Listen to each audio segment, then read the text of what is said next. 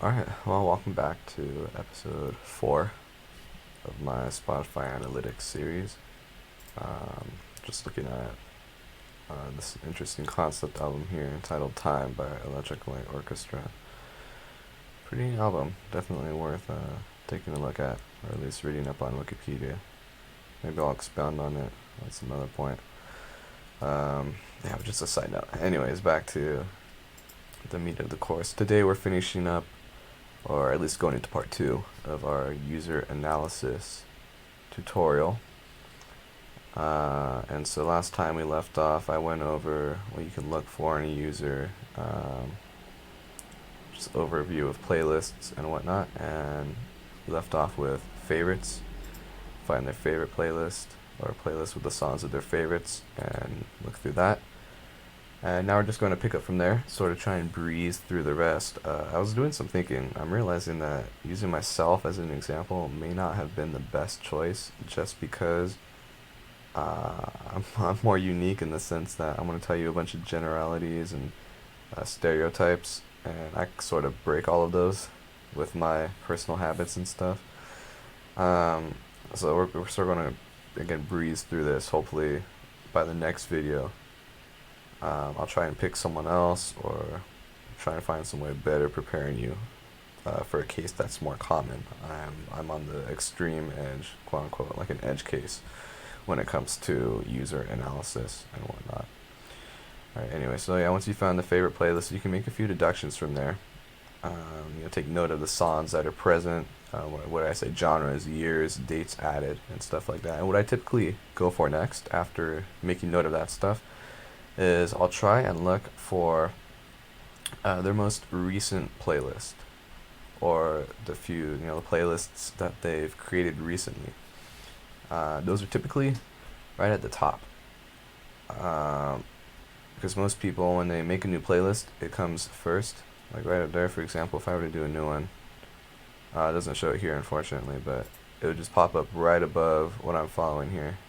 This is twice. That's irrelevant, but it would pop up right at the top, and then you would see it right in front of this favorite mix, so it would appear right in here.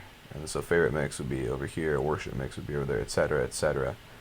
And then the cycle repeats as they make new playlists. So the general sense is the playlists all the way at the end are the playlists that were created the latest in the sense that longest ago. I'm not really articulating this well. Hold on. Playlists in the back were created a while ago, while playlists in the front were created most recently. That's the typical lineup. Not everyone bothers to change that. As you can see in my sense, I have seen that this was made back in August. Yeah, whereas this one right here, last year, January of last year. So I don't follow that format, unfortunately, but it is a generality, like I said. So if we were doing that, we could look for my newest playlist, which is actually Shred Mix 6, if I recall correctly. Yeah, a week ago I made this. It's still a work in progress, of course, but mellow solos. So yeah, I would look at their most recent one, and my reasoning for going to their most recent one is because it shows their current tastes.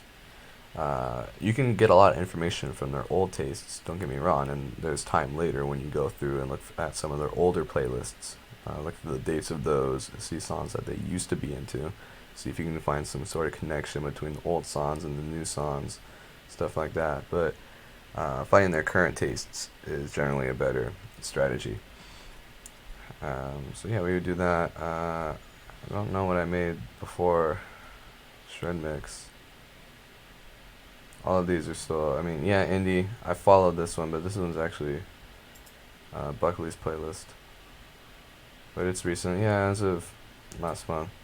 Oh, another thing, this is a side note. If they follow playlists, in the sense that they didn't make it themselves, they just followed someone else's, by default, it doesn't appear public. So as you can see, I'm following this electric guitar instrumentals playlist, and you can see that it's above my favorite mix 2 in my section. But over here, you don't see it at all. There is no electric guitar and instrumentals. You see it's by Gaston LGC. or is this one's by me. So if I were to go in here and make it public, go back to my profile, now you can see it there. I'll make it secret, and then it'll go away once I refresh the page. There we go. So by default, you follow something, it's made private. Now these ones I made, I think only two here: the Beatles and then indie. Beatles because Buckley has a decent amount of Beatles songs that I like, and then indie just because it's a good background music. It was worth me checking out. So these are all stories for a different time. I'm just explaining by default, followed playlists aren't made public, so you won't really have a way of knowing what playlists they're following unless they intentionally make it public. Anyway, so yeah, going off of that, find their newer playlists, go through the tastes. So for example, let's say I had made Bike Mix very recently. You'd see, okay, he made a playlist for biking recently. So I mean, yeah, let's say this was like beginning of March, like right now when this video is being made, pretend it's, you know, March 1st or something. Oh, just a few days ago he made this playlist and added all these songs back in February 25th. That's like 4 or 5 days ago. So okay, so he must be doing a lot of biking or activity. Maybe he's going to the gym, working out. So you can start making these deductions. Why would he make a biking playlist or an active playlist if he's not doing stuff that's active? So you can kind of see, again, what their current tastes are, or even some of their real life activity based off the playlists that they're making. And so now if we pretend this is present time, you can see that I added a bunch of songs, yeah, going into March, April. So you look at the dates. The dates are very key. You incorporate that with the artists, titles, albums as well. Okay, into May, I added a good amount of stuff. Okay, May to June, so we see that's probably at the end of May, like a week gap. That's not a significant gap. Into June, we got a whole month gap here. So between June and July, you can see there's a difference in artist too. Okay, it tells you that he wasn't maybe biking as much then, or if maybe he could have been, he just wasn't actively adding to the playlist. There's some deductions there. Almost another month gap. Look at that, 3 weeks there, 3-4 weeks. Just another week or two here, whole month. So you can see that if you were to like draw a bar graph of activity, you would see it, you know, peaking. What was that? February, March, April, May, and slowly descending June, July, August.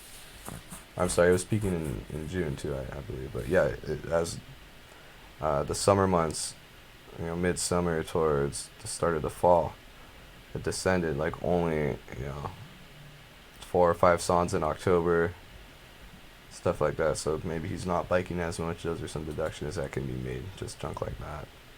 Yeah, so if they have a playlist that they haven't been adding to in a while, for example, if we go to, what's one I haven't added to in a while here? ABBA Mix, yeah, perfect. I go to ABBA Mix. It's been like a month, so maybe he's not listening to this one as much, or not listening to ABBA. I mean, it's all situational. You kind of have to use deductions. For example, since my ABBA playlist has 45 songs by ABBA themselves, that's a lot of songs by one specific artist. It's kind of hard to find more songs that are decent to put into a playlist. As you can see, I managed to get more as the days go by, but it was all like a huge cluster back in the fall of last year, and then a huge 5-6 month gap there, and another 3-month gap. So just things to note. Whereas maybe like Benoit, perfect. Oh, June, like back in the summer, there's only 16 songs here. That's still a considerable amount for one artist, but there's still more that could be added. So it tells you maybe he's not listening to Benoit as much as he used to be back when he made this playlist and added a bunch of stuff in there. Also, these dates are messed up. I don't know why. That's something I didn't notice before, and I'll have to go in and fix later, because I'm very particular about my dates. Anyways, so yeah, you look at recent playlists, look at the date gaps in playlists. That's a big factor. And then next thing I look for, or you know, in the same foot maybe, would be the way they divide their playlists. What do they have? Different genres, different artists? Is it you know, playlists with weird titles? Maybe one's for fall, maybe one's, you know, for specific selection of songs, like I don't know, appropriate stuff, or Hume Lake songs, stuff like that. Look at the titles, look at the descriptions, see what they threw in there. So for example, you can get huge sense. I mean, why would you make a playlist for a genre if you don't like that genre? It's kind of counterproductive. You will note later on that I do break that rule. For example, my crap mix down here, 361 songs I strongly dislike. This is an unplaylist. It is a collection of songs that I do not like and I will not willingly play unless there's a extreme exception that calls for me playing it. Very interesting how I broke that rule, isn't it? Yeah, I'm quite an odd guy, and I don't know of anyone else who has an unplaylist, a playlist of songs they do not want to play. It's very redundant, counterintuitive, but I did it nevertheless because why not? Who's going to stop me? I mean, that's not a good reason, but it's more of a reference. I showed off to people who, ask me, oh, what songs do you not like? Pretty much just show them that. Or if I'm trying to recall if I dislike a specific song. Like, there's so many modern songs. I can't remember all the names of these, so I go to the crap mix, see if I've added it. For example, if you were to say Castle on a Hill. Oh, I never heard of that one. Type it in. Oh, I can see it here. Perfect. I guess so. I must have heard it in the past and not liked it, even though I don't recognize the name nowadays or something. Just an example, reference, for the most part. Anyways, going back to genres, so you can see, okay, this guy, right off the bat, we got worship for this guy, okay, rock, handful of rock playlists, okay, some classical stuff, a whole bunch of different decades, tens, so maybe I would go in and see, okay, 14 songs. What about if we go to like one of his 90s ones, 38, okay, so he likes maybe 90s a bit more than 10s. If we go to 80s, 318, whoa, he really likes 80s. 208 and 70s, he likes the 70s too. Okay, 67 for the 60s, wow. This guy likes older music, nothing in the 50s, interesting. So, stuff to observe. Maybe he never got around to adding a 50s playlist. Maybe he doesn't like the 50s, but he likes the 60s and other older decades. Maybe there aren't a lot of 50 songs that he actually enjoys. Yeah, interesting. So, yeah, stuff like that. Stuff to take note of. Okay, so after the decades there we got soundtracks. Okay, so he's into some movie soundtracks. And let's take a look at one of these here. What do we got? 83. That's reasonably sized for a playlist. I mean, I've seen more, I've seen less. Maybe you can compare it to other playlists that you've seen that are full of soundtracks. This is, it involves a bit of you and your intuition too. It's not all me here. Okay, oh, he has some covers in here. Let's pick this one. What do we got? 73. Okay, so he knows a decent amount of covers. Maybe he's not a huge fan, because I've seen covers playlists with 100, 200. So, maybe more than the average guy, but not big. Okay, piano, likes a bit of percussion. How much do we have in here? 3 songs. Ooh. He must not know a whole lot about percussion. That looks like a one and done. Sort of like he created it and then abandoned it. Yeah, look at that. Back in May. 3 songs. One and done. Let me go back. Whoops. Yeah, well, after percussion. Okay, some more, guitar here. Puts emphasis on guitar. A bunch of different artists. So at this point, I'll go through, look at how many songs each artist playlist has. Okay, so 23 for Boston. 9 for Peter Cetera. What about DC Talk? 21, okay. And you can start to get a general idea. Hall & Oates, 12. Metallica, 13. Okay, so 10 seems to be the average or so. What do you say? Give me a second here, I got a cough.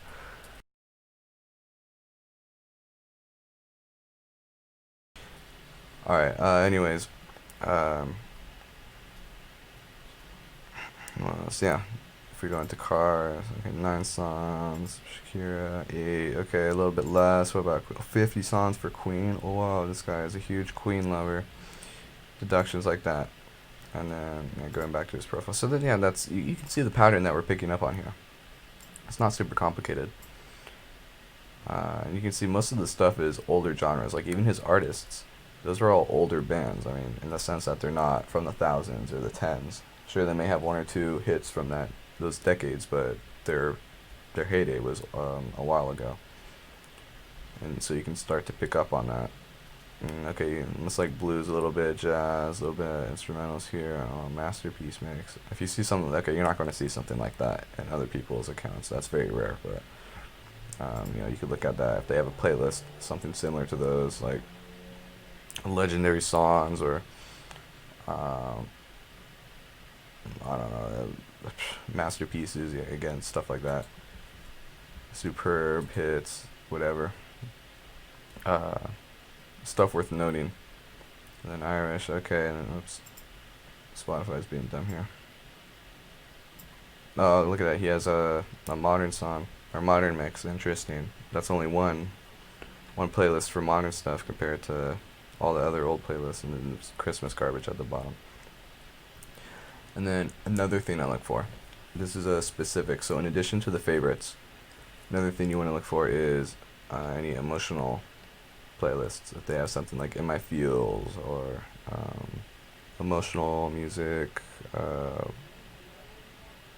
sad time, sad songs. Like example, Daniel Madden, "Sad Boy Hours," or "Sappy," something like that.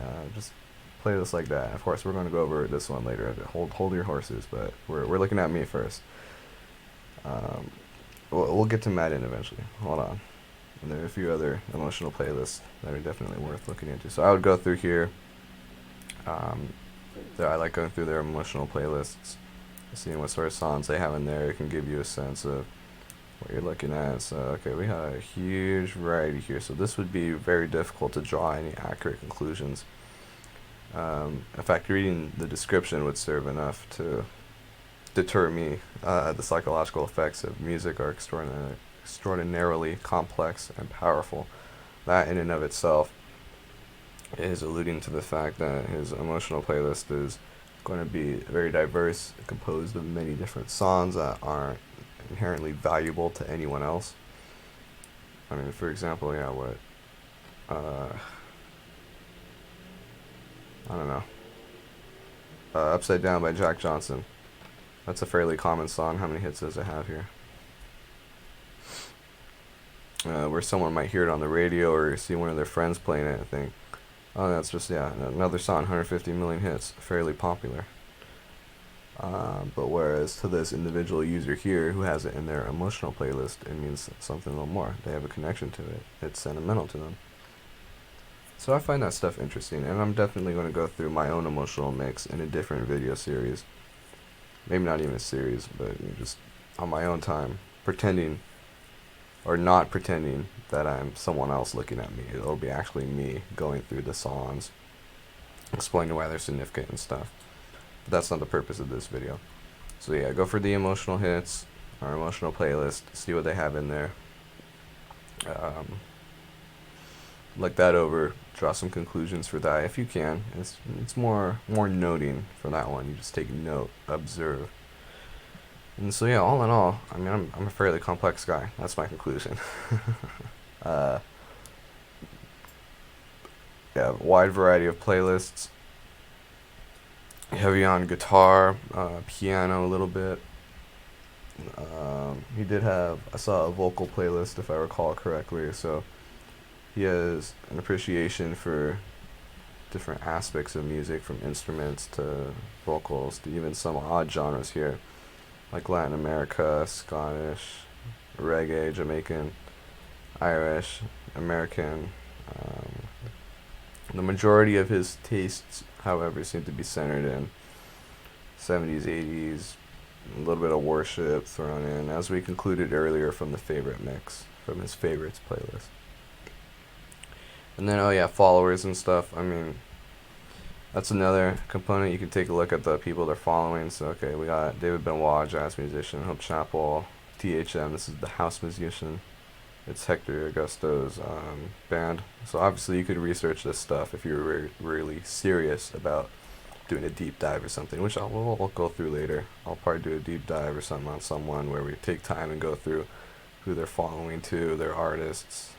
If we don't know who someone is, we look it up. I mean, obviously you can't just type in Judy Rise or whatever, and get results. That's because this is an individual user. You can tell by the amount of followers, for example.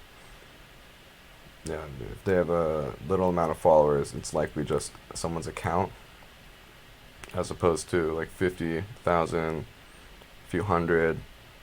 I don't think I have any other ones here that I'm actually following. Any artists?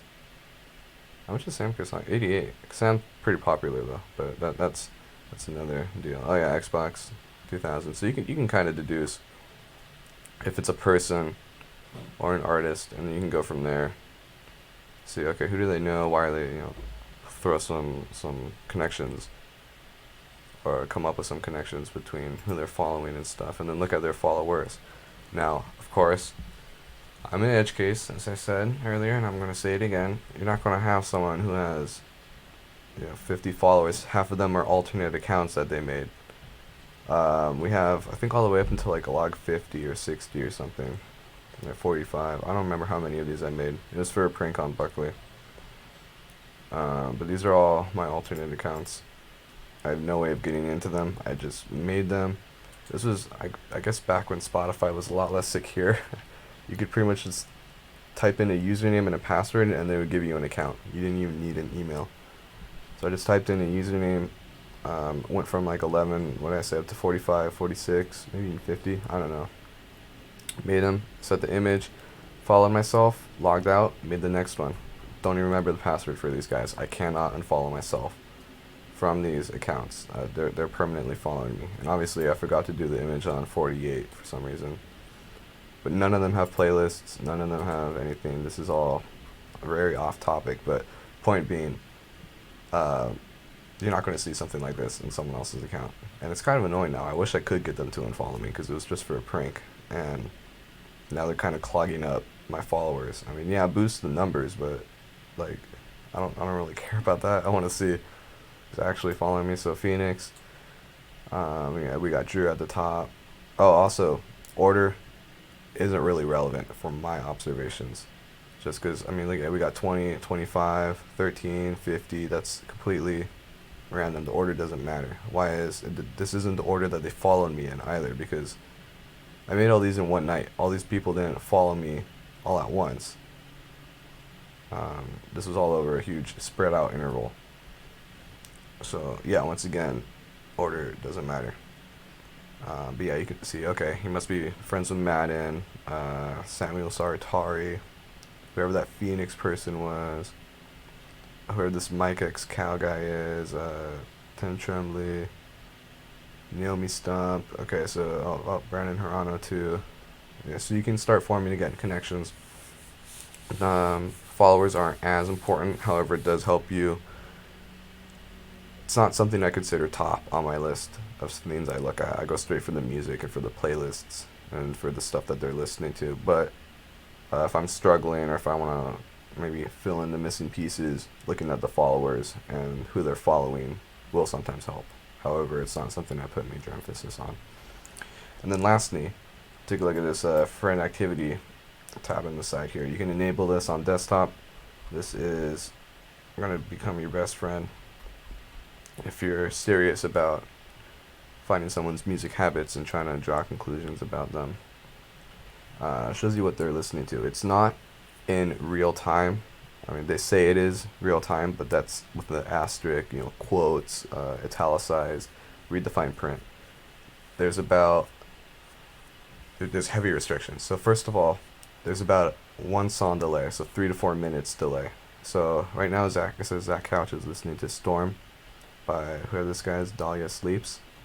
That's actually what he was listening to, likely, 3 minutes ago? 4 minutes ago. He was probably listening to this, and that's not a good cover. But right now he's listening to something else.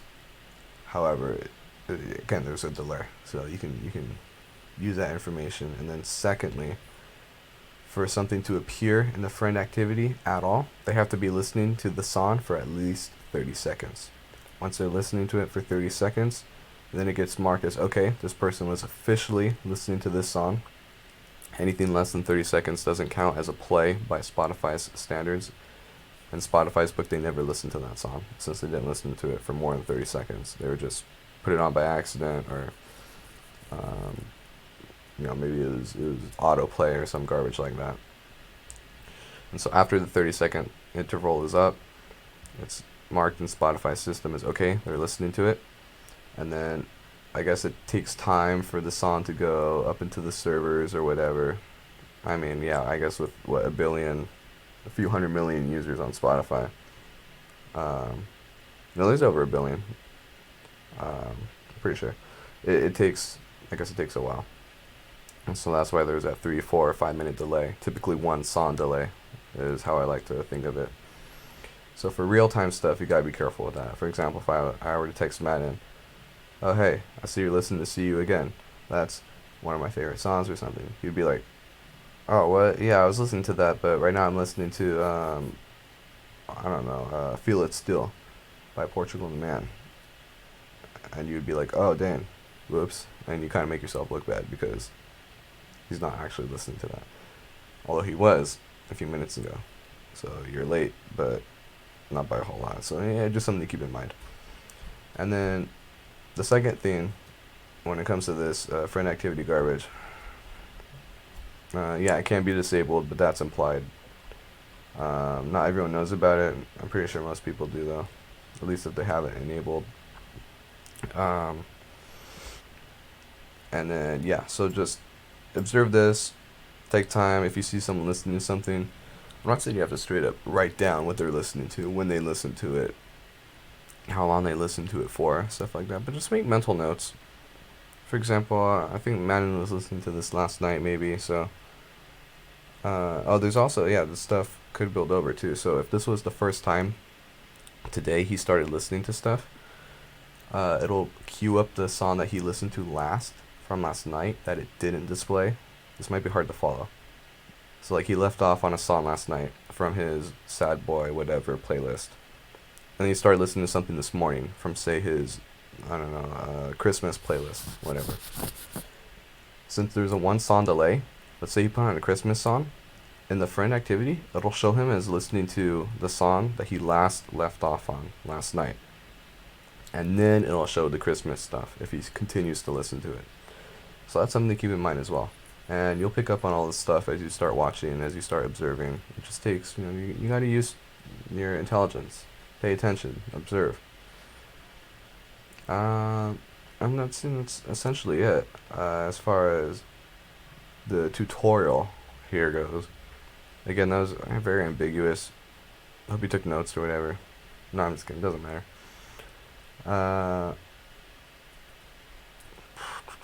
Yeah, so we'll get going into actually looking at a different user soon. I'm not sure if that'll be next video or later on in the series. It will be soon though, I promise you that. There might be some other stuff I want to touch on first. We'll see. Pardon me. But yeah, looking forward to the next video. Thank you for watching.